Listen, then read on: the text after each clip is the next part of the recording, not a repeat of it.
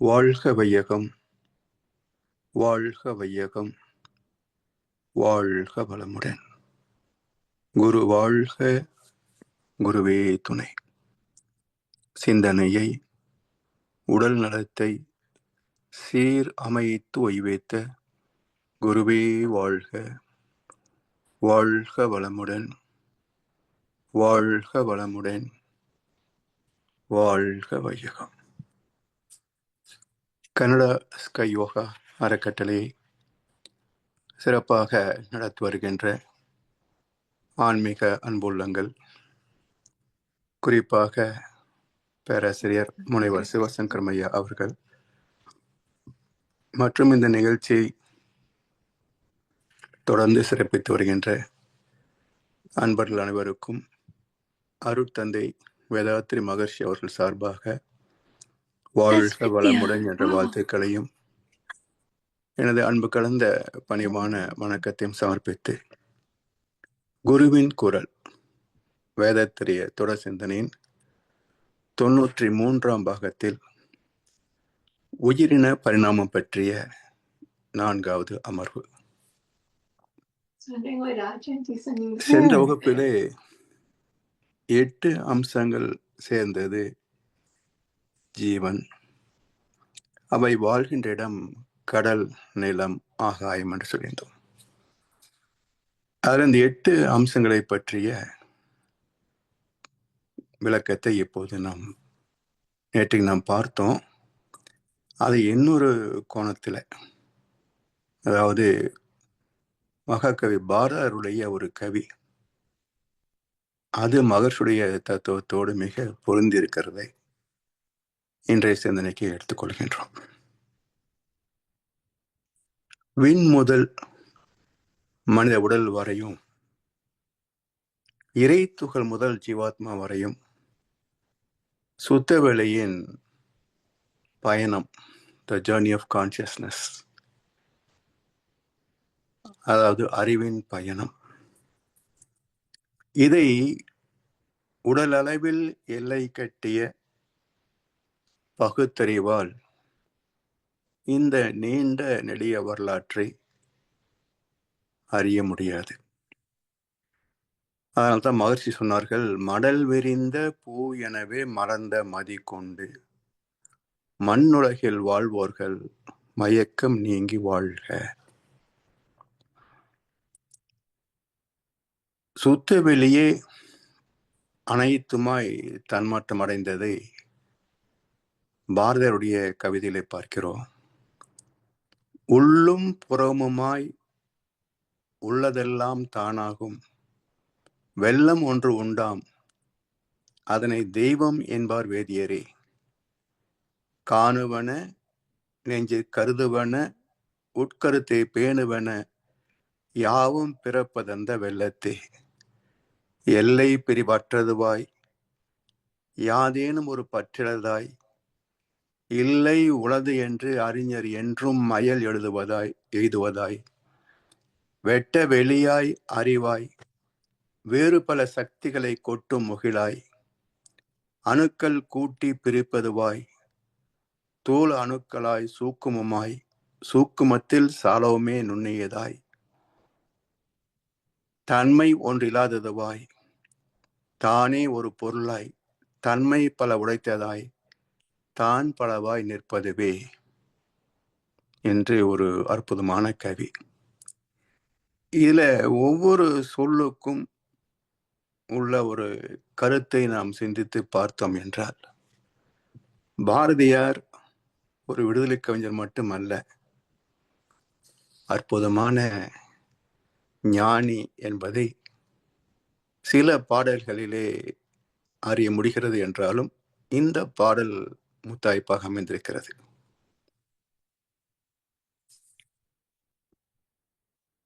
முதல் வார்த்தை பாருங்க, உள்ளும், அதாவது நமக்குள்ளாக ஆன்மாவாய், புறமுமாய் இந்த ஆன்மாவை சூழ்ந்திருப்பது நமது பருவுடல். உள்ளதெல்லாம் தானாகும் வெள்ளம், நம்மை போல் கோடிக்கணக்கான ஜீவராசிகள், மனிதர்கள், ஜீவராசிகள், இப்படி எல்லாமே உள்ளதெல்லாம் தானாகும் வெள்ளம். வெல் கூட்டல் அம். வெள்ளம். அம் என்பது காந்த ஆற்றல், பிரணவம் என்று சொல்லக்கூடிய தூய்மையான காந்த ஆற்றல். இப்ப வெண்மையான தூய்மையான காந்தாற்றல் வெள்ளம். உள்ளும் புறமுமாய் உள்ளதெல்லாம் தானாகும் வெள்ளம் ஒன்று உண்டாம், அதனை தெய்வம் என்பார் வேதியரே. இந்த காந்தத்துக்கு உட்பொருள் தூய்மையான சுத்த வெளியாக அமைந்திருக்கின்ற இறையாற்றல். அதனை தெய்வம் என்பார் வேதியரே என்றால் வேதத்தை அறிந்தவர்கள் என்பது பொதுவான கருத்து. ஆனால் வேதம் என்ற சொல்லுக்கு இறை துகள் என்று பொருள். பகவத்கீதையிலே ஒரு ஸ்லோகம் உண்டு. யாண்டும் நிறைந்துள்ள வேதம் யக்ஞத்தில் நிலை பெற்றுள்ளது என்று ஒரு ஸ்லோகம்.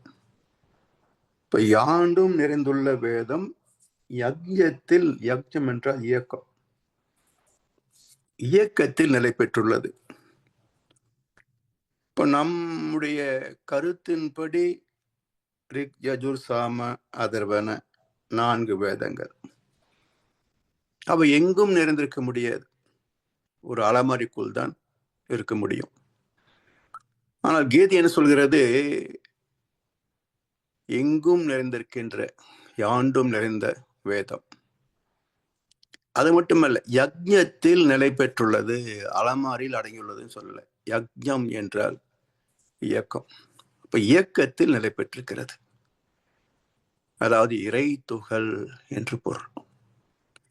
அந்த மறை பொருளை பற்றிய விளக்கத்தை சொல்ல வந்த நூல்களுக்கும் மறை வேதம் என்று பெயர் வைத்தார்கள். ஆனா இதெல்லாம் தெரியாத காரணத்தினால இப்ப மக்கள் இந்த 4 தான் வேதங்கள் என்று நினைக்கிறார்கள். அப்படி இல்லை. வேதம் என்றால் இறை துகள் என்று கீதை சொல்கிறது. எனவே அதை அறிந்தவர்களே வேதியர்கள், வேதாந்தின்னு சொல்வார்கள். வேதத்துக்கு அந்தமாக மூலப்பொருளாக இறைவனை அறிந்தவர்களை வேதாந்திகள் என்று சொல்வார்கள். அப்படி அதனை தெய்வம் என்பார் வேதியரே. காணுவன, புலன்களால் பார்க்கக்கூடியதாக அறியக்கூடியதாக காந்த தன்மாற்றம். நெஞ்சில் கருதுவன, நெஞ்சில் கருதுவன, உள்ளே போய் நம்முடைய நெஞ்சம் என்ற ஆத்மாவிலே அது பதிந்து விடுகிறது. உட்கருத்தை, அப்படி பதிந்ததை பேணுவன, அது இருப்பாக வைத்து காக்கிறது. சரி, யாவும் பிறப்பதந்த வெள்ளத்தை, அந்த ஆத்மாவிலிருந்தே அடுத்தடுத்த ஜீவராசிகளாக பிறந்து கொண்டிருக்கின்றன. எல்லை பிரிவற்றதுவாய், இந்த காந்தத்திற்கு எல்லை உண்டா, பிரிவு உண்டா? இப்போ சூரியனுடைய ஆரம் 7 லட்சம் கிலோமீட்டர் என்று பிரபஞ்ச வரலாற்றை சிந்தித்த போது பார்த்தோம். அவருடைய காந்த களம் கிட்டத்தட்ட 600 கோடி மைலுக்கும் அதிகமாக நீண்டு போய்கொண்டிருக்கிறது. எங்கே முடிகிறது என்பதை விஞ்ஞானத்தால் கண்டுபிடிக்க முடியல. இந்த 600 கோடி மைல் என்பது புளூட்டோ கிரகத்தினுடைய வெளிப்புற எல்லை, அது வரைக்கும் உள்ளதுதான் 600 கோடி மைல் என்று அளந்திருக்கிறாங்க. எனவே எல்லை பிரிவு அற்றதுவாய், no boundary no limitation, endless காந்தக்கலம். சரி, யாதேனும் ஒரு பற்றிலதாய், ஆத்மாவுக்கு பற்று உண்டா? இல்லை. இல்லை உளது என்று அறிஞர் என்றும் மயல் எய்துவதாய், ஆத்மாவை பற்றிய விளக்கம் எத்தனை பேருக்கு தெரிந்திருக்கிறது? மிக நுட்பமான ரகசியம் ஆத்மா, பரமாத்மா, ஆத்ம தரிசனம், பரமாத்ம தரிசனம், தெய்வ தரிசனம், இவை எல்லாம் ஒரு கற்பனை செய்திகளாகத்தான் உள்ளனவே தவிர இதை அறிந்தவர் எண்ணிக்கை மிக மிக குறைவு. எனவே அது இல்லை உளது என்று அறிஞர் என்றும் மயல் எய்துவதாய், இதுதான் என்று எடுத்துக்காட்ட முடியாதபடிக்கு ஒரு குழப்பமான ரகசியமாக இருக்கிறது. வெட்ட வெளியாய் அறிவாய் எங்கேருந்து வந்தது? அந்த சுத்த வெளியாகிய பேரறிவிலிருந்தே வருகிறது. வேறு பல சக்திகளை கொட்டும் முகிலாய், அந்த சுத்தவெளியிலிருந்து வந்த ஒரே ஒன்று இறை துகள்கள். ஆனா அந்த இறை துகள்களுடைய சேர்க்கை குவிதலிலே எண்ணிக்கைக்கு ஏற்ப பல்வேறுபட்ட தோற்றங்கள். எனவே வேறு பல சக்திகளை கொட்டும் முகிலாய், அணுக்கள் கூட்டி பிரிப்பதுவாய். இப்ப அணுக்களை கூட்டிப்பது எது, அணுக்களை பிரிப்பது எது? இறைத்துகள் குவிந்து அணுவாகிறது. அணுக்களிலிருந்து இறைத்துகள் பிரிய பிரிய காந்த தன்மாற்றம் நிகழ்ந்து அணுக்கள் தேய்கின்றன, அணுக்கள் சிதைகின்றன. ஒரு கட்டத்தில் அது புரோட்டான், நியூட்ரான், குவார்க்ஸ் என்ற நிலையில மாறி மீண்டும் காட் பார்ட்டிகிள்ஸ் என்ற வகையிலே அந்த அணுவின் காலம் முடிந்தே போகிறது. இப்படி அணுக்களை கூட்டுவதாகவும் பிரிப்பதாகவும் அமைந்திருப்பது இறைத்துகள்களே. அவை தூள அணுக்களாய் சூட்சுமமாய், தூள அணுக்கள் இந்த உடலில் உள்ள டிஷ்யூ சொல்றமே திசுக்களாகவும், சூக்குமமாய் உயிர் ஓட்டமாகவும், சூக்குமத்தில் சாலவுமே நுண்ணியதாய் உயிருக்கு மூலக்கூறாகிய ஜீவாந்த துகளாகவும், தன்மையெல்லாம் தானாகி காந்த தன்மாற்றம், தன்மையெல்லாம் தானாகி இந்த ஜீவகாந்தம் புலன்கள் வழியாக இயக்கம் வருகின்ற போது அவற்றுக்கு ஏற்ப அதிர்வுகளை அனுபவங்கள் எல்லாம் ஈர்த்து தன்மையப்படுத்தி விடுகிறது. தன்மையெல்லாம் தானாகி அனுபவங்களே ஆத்மாவாக, தன்மை ஒன்று இல்லாததுவாய். இப்போ ஜீவாந்த களம் இருக்கே 8 முதல் 13 வரைக்கும் தூய்மையான ஜீவாந்த களம், பரமாத்மா நிலை, அதுல பதிவுகள் கிடையாது. அப்ப தன்மை ஒன்று இல்லாததுவாய், பதிவுகள் இல்லாத ஜீவாந்த களமாக, பரமாத்மாவாக, தானே ஒரு பொருளாய், எட்டர்னல் ஒன்னஸ் சொல்கிறோமே, அந்த சுத்த வெளியே ஒரு பொருளாய், தன்மை பல உடைத்ததுவாய், அந்த அழுத்தம் என்ற உந்து ஆற்றல் ஒன்றை கொண்டேன் மாதிரி சொல்வார்களே, அது போல அந்த ஒரு தன்மையை வைத்து கொண்டே பல உடைத்ததுவாய் மேனிஃபெஸ்டேஷன், தன்மாற்றங்களாக எத்தனையோ எண்ணற்ற தோற்றங்களாக தன்மாற்றம் அடைந்துள்ளன. தான் பலவாய் நிற்பதுவே பிரம்மலோகமாக, சிவசக்தி களமாக, யூனிவர்ஸ் சொல்லக்கூடிய பிரபஞ்சமாக, உலகமாக, தான் பலவாய் நிற்பதுவே என்று பிரபஞ்ச உயிரின வரலாற்றை ஒரு கவியில சுருக்கமாக தந்திருக்கின்றார் மகாகவி பாரதியார்.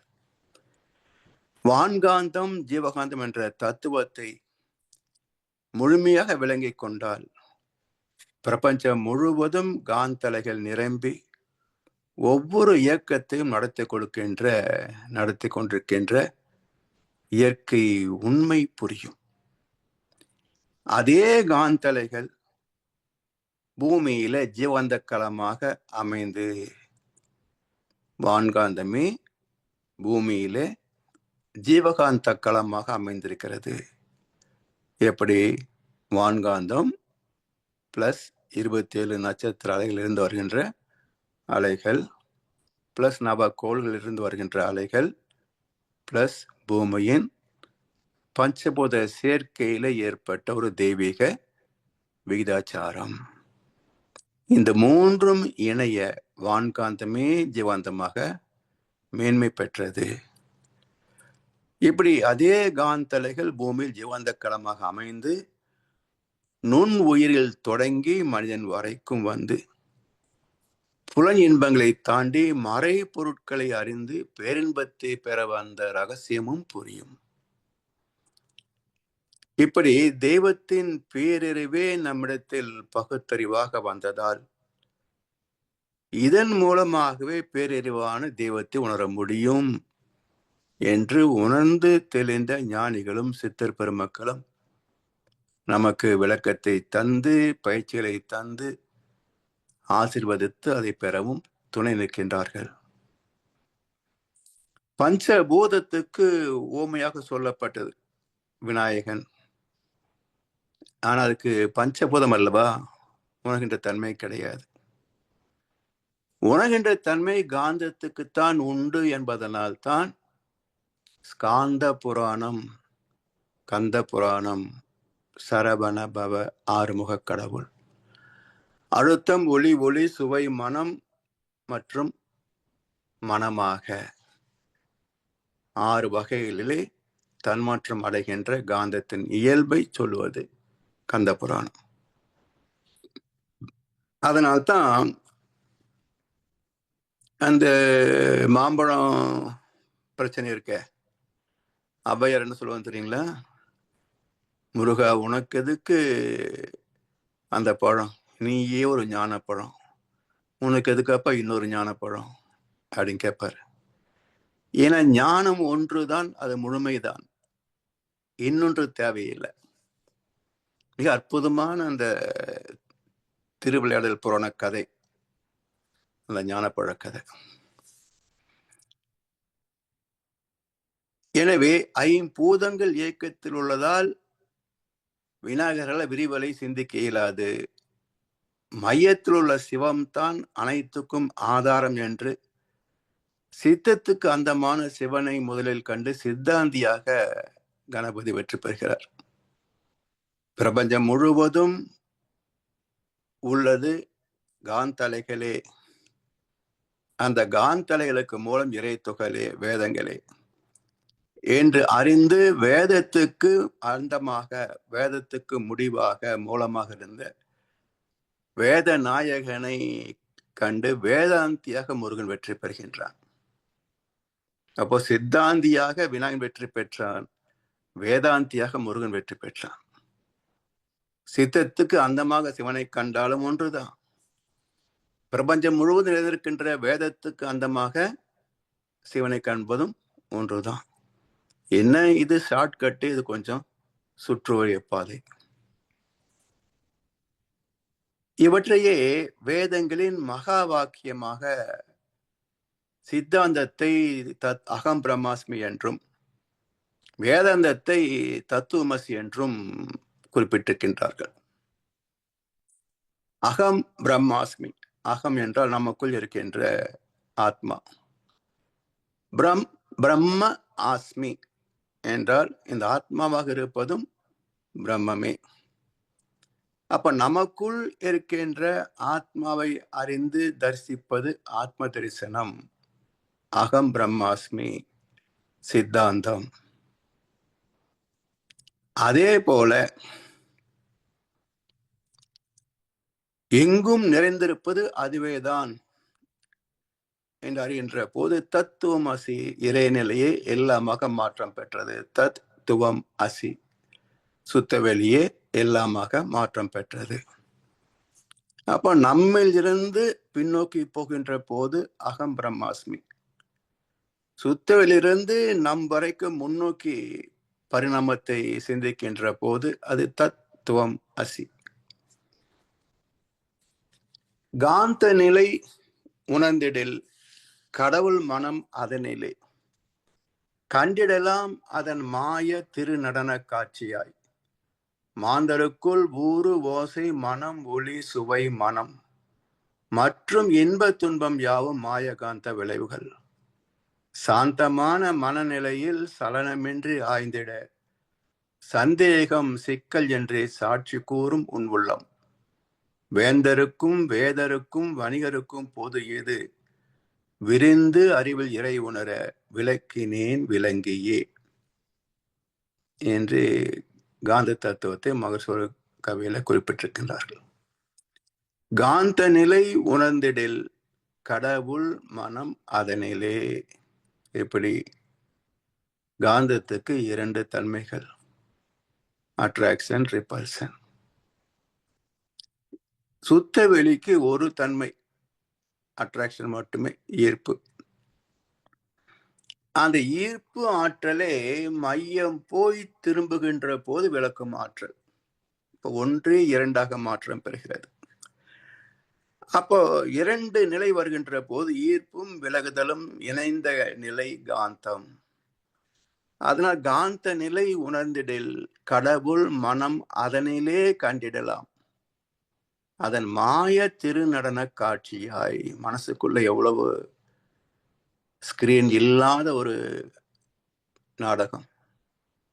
காணாமல் கண்ட காட்சி, கேளாமல் கேட்ட ஓசை, தொடாமல் தொட்ட ஸ்பரிசம், சுவைக்காமல் சுவைத்த சுவை, நுகராமல் நுகர்ந்த மனம், எல்லாம் அகக்காட்சிக்குள்ளாக ஒரு உணர்வுகள், கனவு மாதிரி. மாந்தருக்குள் ஊறு ஓசை மனம் ஒளி சுவை மனம், 6 தன்மாத்திரைகள். மற்றும் இன்ப துன்பம் யாவும் மாயகாந்த விளைவுகள். இன்பமும் துன்பமும் எப்படி உணர்கிறோம்?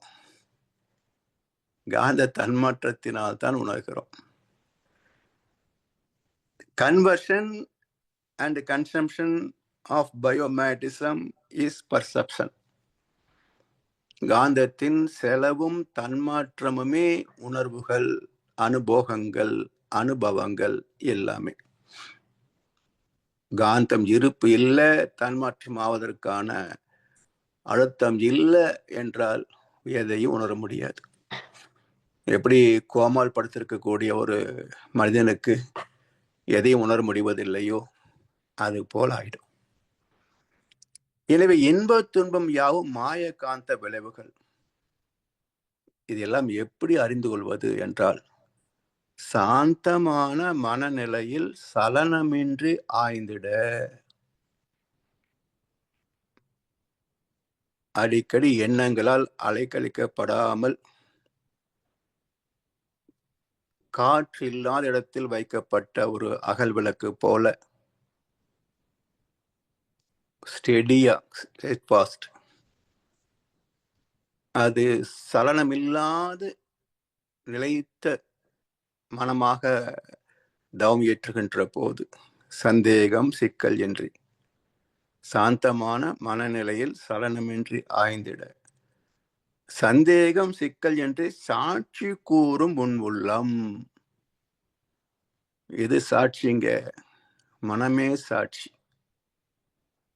எப்படி மனமே சாட்சி ஆகும் என்றால், அனுபவத்தில் கண்டுவிட்டால் சுத்த வெளிதான் மூலப்பொருளாகிய தெய்வம் ஆதிசிவம் என்பதை தவத்திலே மனம் ஒடுங்கி ஒடுங்கி டெல்டா அலை நிலையிலே தொட்ட போது அனுபவமாக, உணர்வாக, அகக்காட்சியாக சுத்துவெளி கண்டுவிட்டால் பிறகு தெய்வத்தை பற்றி யார் நம்மிடத்திலே குழப்பத்தை ஏற்படுத்த முடியும்? சாத்தியமே இல்லை. ஒரு மனிதனுக்கு அனுபவங்களே தெளிந்த ஆசான், அனுபவங்களே சிறந்த பாடம். ஐயம் இல்லாத பாடம் அனுபவங்கள் தான். வெறும் கேள்வி ஞானம் எளிதில் மாற்றத்திற்கு உட்பட்டது. இல்லை நீங்க நினைச்சுக்கலாம், தப்புங்க பாருங்க, இப்படிதான் இருக்குன்னு எதையாவது ஒரு கருத்தை சொன்னா, ஓஹோ அப்படியா என்று தன் கருத்தை மாற்றிக் கொள்வார்கள். ஆனால் அனுபவத்தில் கண்டுவிட்டால், அடப்பப்ப நான் எனக்கு தெரியுமே, அதெல்லாம் இல்லை, நீ சொல்றது இல்லை, என்று ஸ்திரமாக நிற்பார்கள். அதனால் சந்தேகம் சிக்கல் என்று சாட்சி, நம்முடைய மனமே சாட்சியாக, ஆம் நான் கண்டேன், அதுதான் தெய்வம், அந்த பேரின்பத்தை நான் துய்த்திருக்கிறேன். சரி, இது யாருக்கெல்லாம் இருந்தால் இந்த உலகம் மாற்றம் பெறும் என்றால், வேந்தருக்கும் அரசியல், வேதருக்கும் கடவுளை வைத்து வியாபாரம் செய்பவர்கள், வணிகருக்கும் பொருளை வைத்து தர்மத்தை கொள்ளடிப்பவர்கள், விரிந்து அறிவில் இறை உணர விளக்கினேன் விளங்கியே. இன்றைக்கு இதுவரைக்கும் மனித சமுதாயத்தில் கடவுளை பற்றிய இத்தனை சர்ச்சைகள், மத கலவரங்கள், குழப்பங்கள், ஏமாற்று வேலைகள் எல்லாம் நடப்பதற்கு காரணம் என்ன என்றால், விளங்காதவன் விளக்கம் சொன்னதுதான். விளங்காதவன் விளக்கம் சொல்வதுதான். இப்ப யூடியூப்லயே பாருங்களேன், எத்தனை பார்க்கிறோம். காணாதான் கண்டானாம் தான் கண்டவாறு, காணாதான் காட்டுவான் தான் காணான், காணாதான் கண்டானாம் தான் கண்டவாறுன்னு வள்ளுவர் ஒரு அற்புதமான குரல் தந்திருக்கிறார். காணாதான் காட்டுவான் தான் கண்டவாறு, காணாதான் கண்டானாம் தான் கண்டவாறு. இது மிக குழப்பமான ஒரு வார்த்தை ஜாலம். சுருக்கமா சொன்னா, கண்டவர் விண்டிலர், விண்டவர் கண்டிலர். என்ன அர்த்தம்? இறை தத்துவத்தை உணர்ந்தவர்கள் விளக்க முடியவில்லை, விளக்க முனைந்தவர்கள் அதை பார்க்கவில்லை. அப்ப என்ன அர்த்தம்? பார்க்காதவன் பார்த்தது போல தெய்வத்தை பற்றி கதை அளக்கிறான். பார்த்தவர்களோ மௌனமாக அதிலேயே மூழ்கி விடுகிறார்கள். அதிலிருந்து வெளிவருவதற்கே விரும்புவதில்லை, முடிவதில்லை, அப்படியே ஐக்கியமாயிடுறாங்க. இப்படி பல ஆயிரக்கணக்கான ஆண்டுகளாக கடவுளை பற்றி இப்படியே போலித்தனமான செய்திகள் மட்டுமே சொல்லப்பட்டு வந்ததனால் இன்று வரைக்கும் எல்லா மதங்களிலும் கடவுளை பற்றிய தெளிந்த அனுபவமோ விளக்கமோ இல்லை. விஞ்ஞானத்தில் வளர்ந்த நாடுகள் கூட கடவுளை பற்றிய தத்துவத்திலே குழப்பமாகத்தான் இருக்கின்றன, தெளிவில்லை. வேதத்திலே தத்துவத்தை புரிந்து கொண்டவர்களும் எளிய முறை குண்டலினி யோகத்தின் மூலம் தவத்திலே ஆழ்ந்து பெற்ற அனுபவம் உள்ளவர்களும் தான் ஸ்திரமாக தெளிவாக பேச முடிகிறது, நிற்க முடிகிறது. தவிர வேற எந்தையும் கடவுளை பற்றிய தெளிவான விளக்கமும் இல்லை, ஸ்திரத்தன்மையும் இல்லை. அதனால் விரிந்து அறிவில் இறை உணர எப்படி அறிய முடியும்? அறிவு நான் நரன் என்ற எல்லையிலே சுருங்கி நிற்கிறது, உடலே நான் என்று சுருங்கி நிற்கிறது. இதை கடந்து பிரபஞ்சமும் கடந்து விரிந்து போக வேண்டும். எல்லையில்லாத பரவெளியோடு கலக்கின்ற போதுதான் அந்த உணர்வை பெற முடியும். விரிந்து அறிவில் இறை உணர விளக்கினேன் விளங்கியே. நான் விளங்கிக் கொண்டதனால் உங்களுக்கு தெளிவாக ஐயமின்றி விளக்கி சொல்லுகிறேன். இந்த விளக்கத்தை பயன் கொண்டு தவத்தின் மூலமாக நீங்களும் அதை அறியலாம். எனக்கு மட்டுமே சொந்தம் என்று மகரிஷி வைத்துக் கொள்ளவில்லை. யார் வேணாலும் இறைவனை உணரலாம். அதற்கான தகுதியும் திறமையும் உள்ளடங்கியவனாகத்தான் மனிதன் வருகின்றான். இதுல உங்களுக்கு தகுதி இல்லை என்று யாரும் சொல்ல முடியாது. குணம் நல்லதாயின் எந்த குலத்தினரேனும் உணர்வின்பம் அடைதல் எளின கண்டோம் என்றார் பாரதியார். எனவே பழமையான கற்பனை கருத்துக்கள் அலை அலையாக மக்கள் மனதிலே மோதி அவர்களை சிந்திக்க விடாமல் தடுக்கின்றன. காந்த ஞானம் பெற்றுவிட்டால் இந்த மயக்கம் மாயமாய் மறைந்துவிடும் என்று இந்த தத்துவத்தை மகர்ஷி அவர்கள் பல இடங்களிலே பல கோணங்களிலே விளக்கி சொல்றார். இதை வள்ளுவப்பன் என்ன சொல்றாரு? சுவை ஒளி ஊறு ஓசை நாற்றம் என்று 5 வகை தெரிவான் கட்டே உலகு என்றார். சுவை ஒளி ஊறு ஓசை நாற்றம், மெய்வாய் கண்மூக்கு செவி, இந்த 5 புலன்கள் வழியாக உணர்வு எப்படி வருகிறது? காந்த தன்மாற்றம். அப்ப காந்தம் எங்கே இருந்து வந்தது? பஞ்சபூதம், நவக்கோள்கள், நட்சத்திரங்கள், பூமியின் சேர்க்கை. அப்ப பஞ்சபூதங்கள் எங்கிருந்து வந்தன? 4 இருந்து 5, 3 இருந்து 4, 2 இருந்து 3, 1 இருந்து 2, 1 எங்கிருந்து வந்தது? இறைத்தொகல். அது எங்கேருந்து வந்தது? இறைநிலை. இப்படி இந்த 5 புலன்களை வைத்துக் கொண்டு பூர்வீகம் என்ன என்று ஆராய்ந்து போனால் வகை தெரிவான் கட்டே உலகு.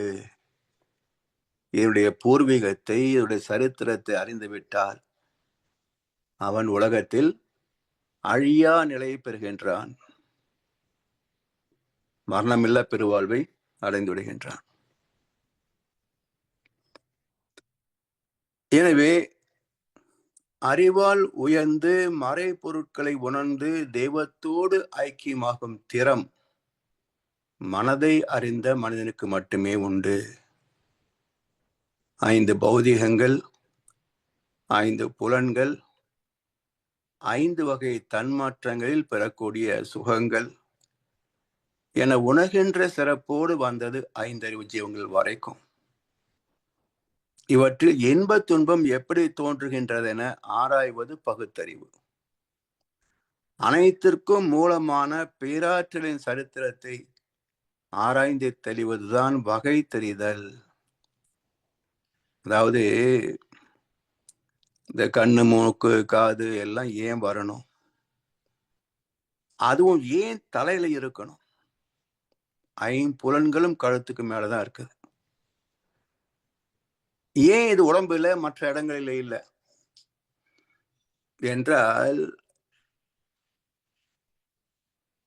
மூலாதார மையம் இருக்கு இல்லையா, ஆத்ம மையம்,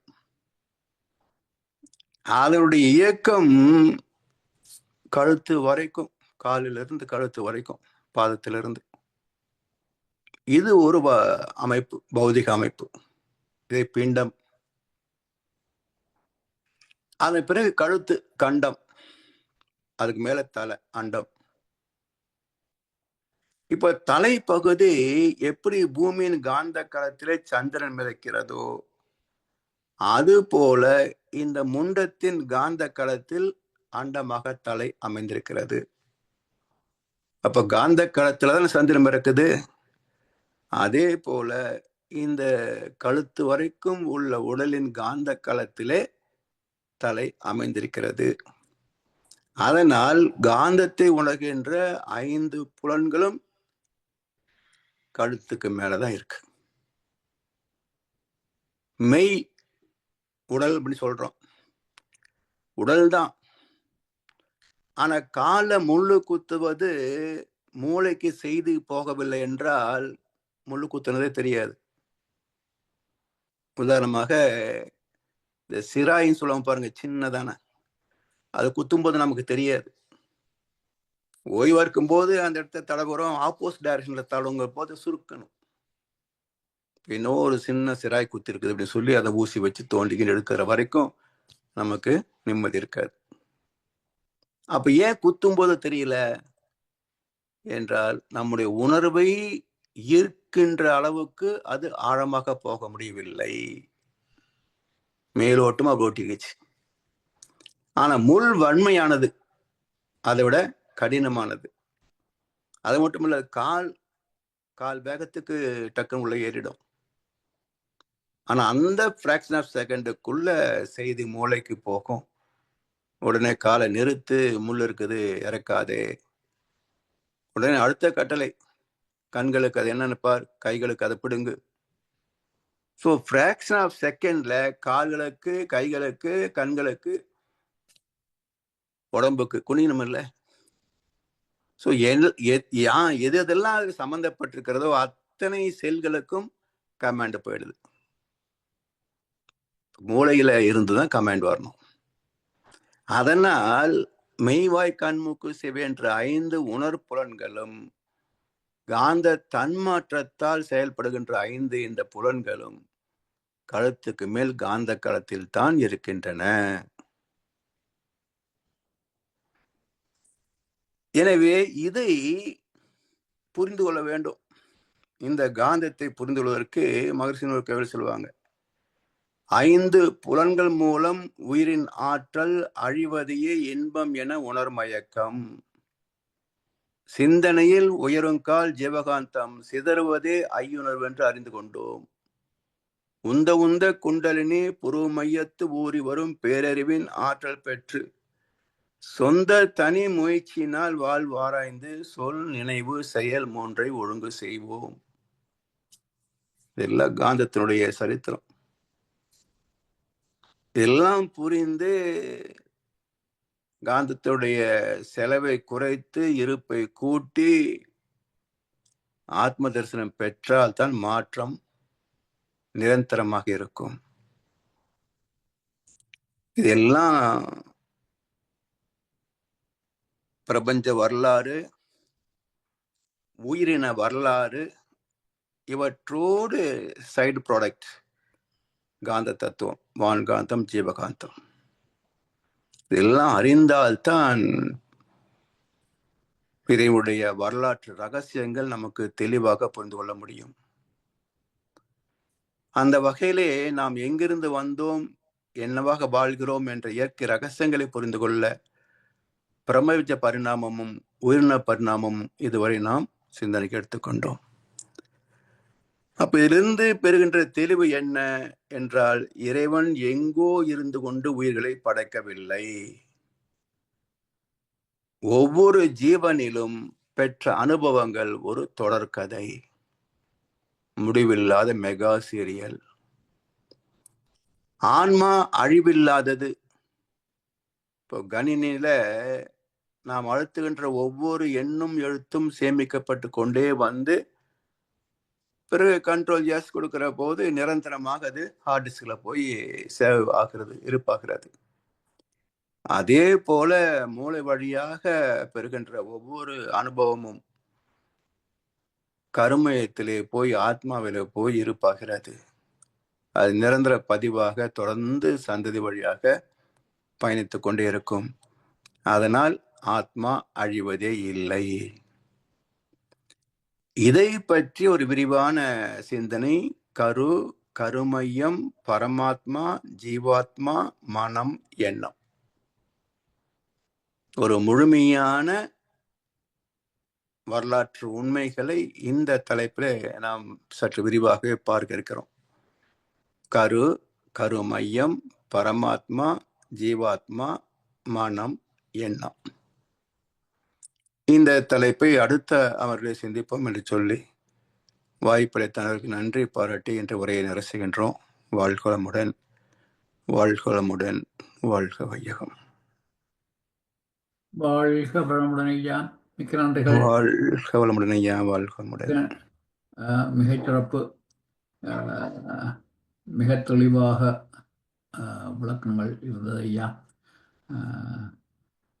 முழுமையாக புரிந்து கொள்ளக்கூடிய அளவாக சிறப்பாக இருந்தது. மிக்க நன்றிகள். அன்பர்களுடைய கேள்வி பகுதிக்கு செல்வோம். ஐயாவிடம் உங்கள் கேள்விகளை கேட்க விரும்புபவர்கள், சந்தேகங்களை தெளிவுபடுத்த விரும்புபவர்கள் கைகளை உயர்த்தி கேட்கலாம்.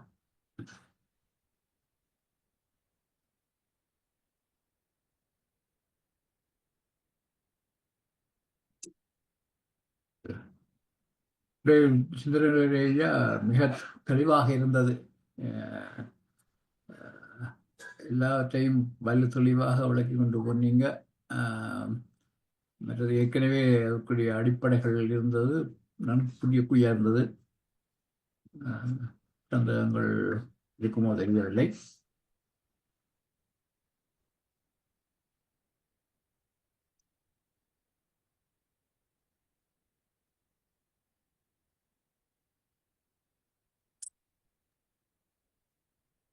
கேள்விகள் இல்லையே ஐயா.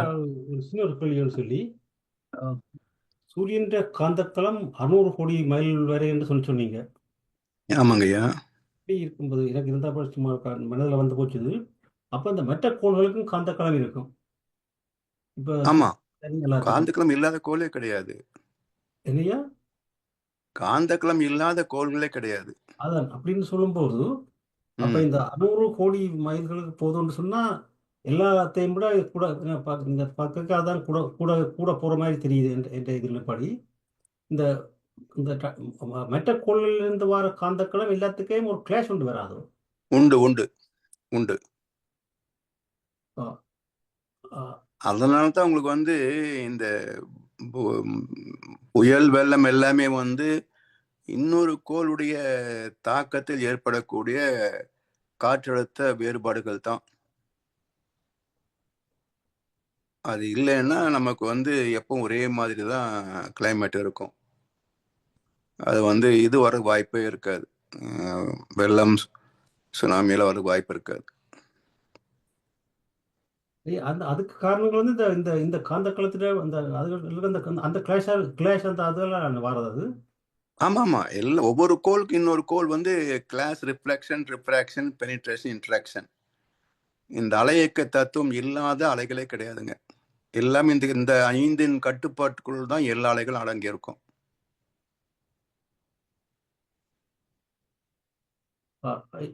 ஓகே ஐயா.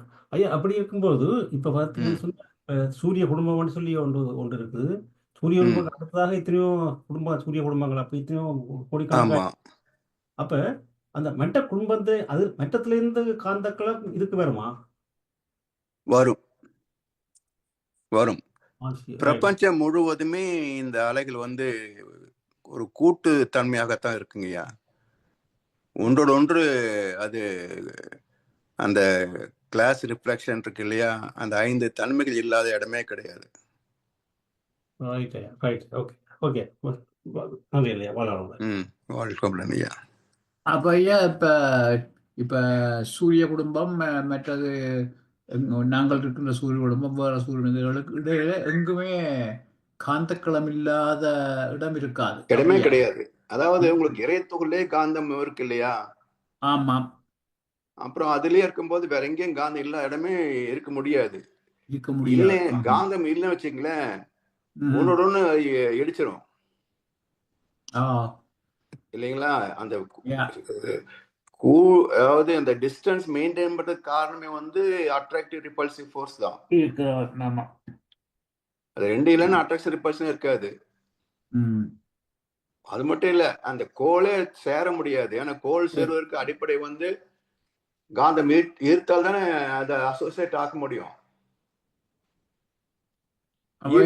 காந்தம் இல்லைன்னா அணுக்களை சேர முடியாது. பிரபஞ்சம் என்று நாங்கள் சொல்லுகின்ற போது மொத்தத்திலேயே அது ஒரு காந்தக்களம். ஆமா, முழுமையாக பிரபஞ்சத்தை கடந்து காந்தக்களம், மிக விரிவான காந்தக்களம் இருக்கு. அதனாலதான் சில பேர் வந்து இறைவனே காந்தன் தான் அப்படின்னு சொல்றதும் உண்டு. காரணம் என்னன்னா, அவங்க இந்த டெல்டா ஃப்ரீக்வன்சியில காந்தக்களம் வரைக்கும் பார்த்திருக்கிறாங்க. அதையும் கடந்து சுத்தொலிக்கு போகல. அதுதான் காரணம். சில பேர் பிரம்மா தான் தெய்வம் சொல்றாங்க பாத்தீங்களா? பிரம்மா தெய்வம் அல்ல, பிரம்மா வந்து விண் கூட்டு. அப்போ ஏன் வருது அப்படின்னாக்க, இவங்க அவங்களுடைய மைண்ட் செட்ல அவங்க போனது அது வரைக்கும் தான் போயிருக்கிறாங்க. ஸோ சைவ சித்தாந்தம் முதல் சுத்தவெளி கண்டது சைவ சித்தாந்தம் தான்.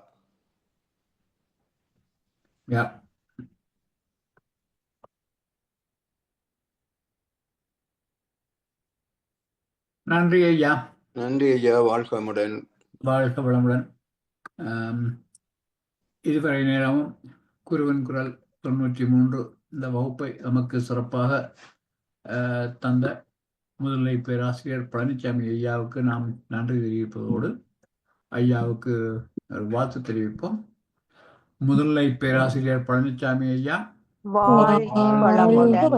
வளமுடன். அவரது உடல் நலம், மனவளம், பொருளாதார வளம், அவர்தம் அன்பு குடும்பம், அவரது வேதாத்திரிய தொண்டு வாழ்க வாழ்க வளமுடன். வளமுடன். வாழ்க வளமுடன்.